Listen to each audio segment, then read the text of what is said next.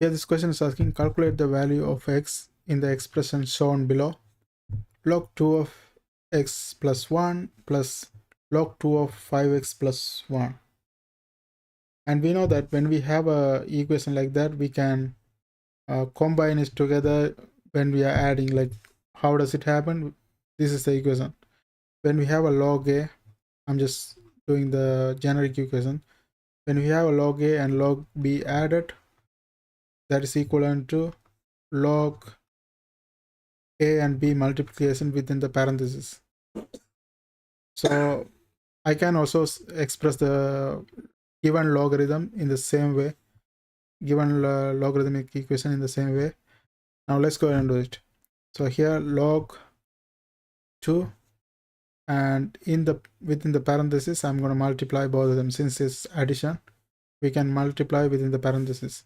So this is going to be x plus 1 times 5x plus 1.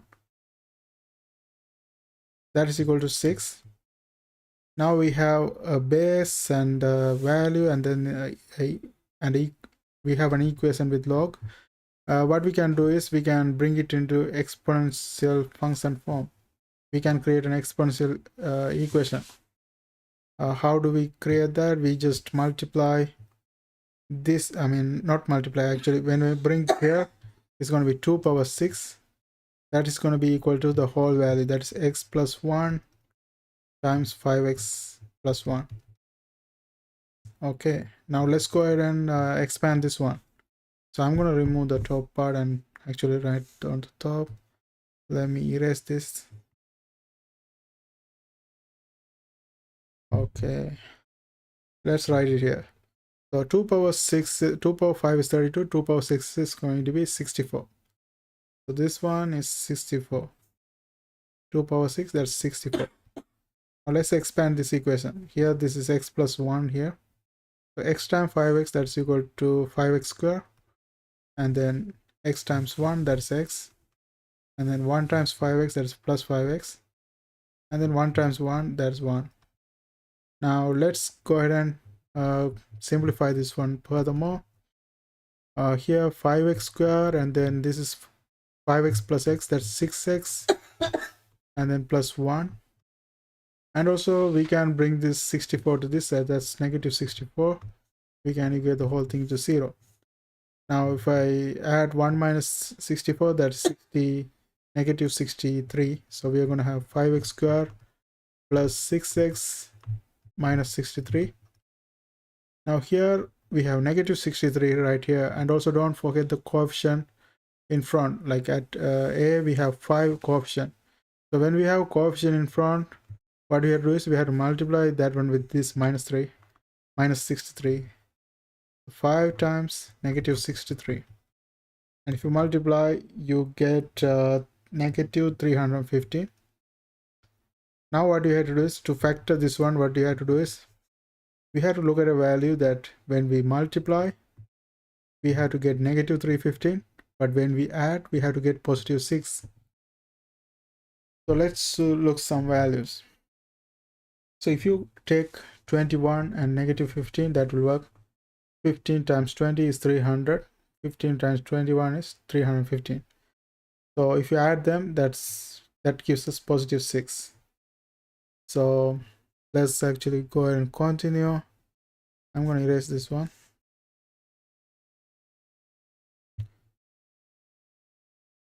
Okay. So since we have a coefficient in front of a, we cannot just write like x plus 24, x minus 15. It's only we write when we don't have anything in front of x square. But if you have something there, we cannot write like that. What we have to do is we have to express this way. 0 is equal to 5x square. And we have to see which value if I put with 5x square, I can take something common. So the easy one is you can see the multiplication. 15 is a multiplication of 5, so we can put that one right here. Minus 15x x, and then after that we have 20 plus 21x minus 63. Now here what we can take common. Here if you look at this one, we can take 5x common. So this is going to become x minus 3. and here I can take 21 common. If I take 21, x minus 3 again.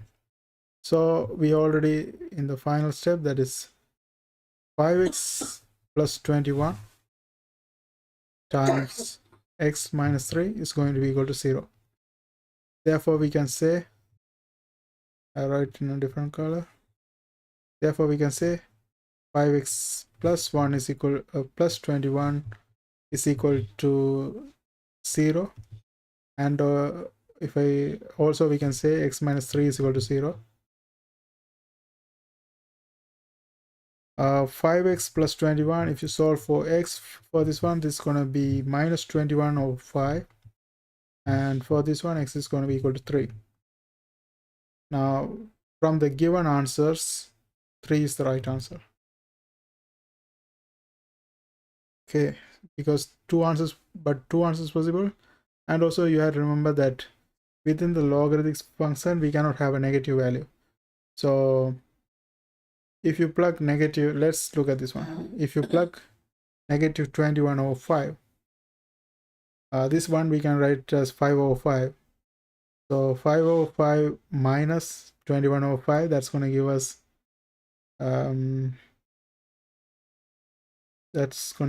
like 16, negative 16 over 5. So we are having a negative in front inside of the logarithmic function. That's going to give us error. Like we cannot have that one. We cannot, logarithm cannot be 0, or it cannot be negative. Both are not possible. So therefore the answer is x is equal to 3, and that's the answer given here as well. Okay, now let's look at the next one. Here the question is asking what interest rate compounded quarterly is required to double 8,000 investment in 10 years. Okay, here we have 8,000 and 10 years they have given the time, and what interest rate will compound to double the investment. Now for this one we had to put the interest equation, compound interest equation, that is given by a is equal to p 1 plus r over n power nt. Now the principal amount we know, that is 8,000, and final amount also we know that we need to be doubled after 10 years. So double of 8,000, that's going to be 16,000,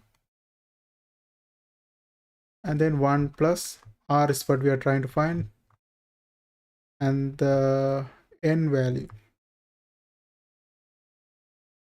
Okay, so here what's the interest rate compounded quarterly is required to double quarterly. So this is 4. So this is 4, and then time period given is 10 years, so this is 10.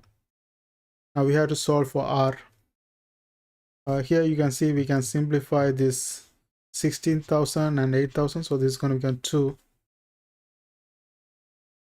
And also 4 times 10 we can put, so let's put this on. 2 is equal to 1 plus r over 4, and then 4 times 10, that's 40, power 40.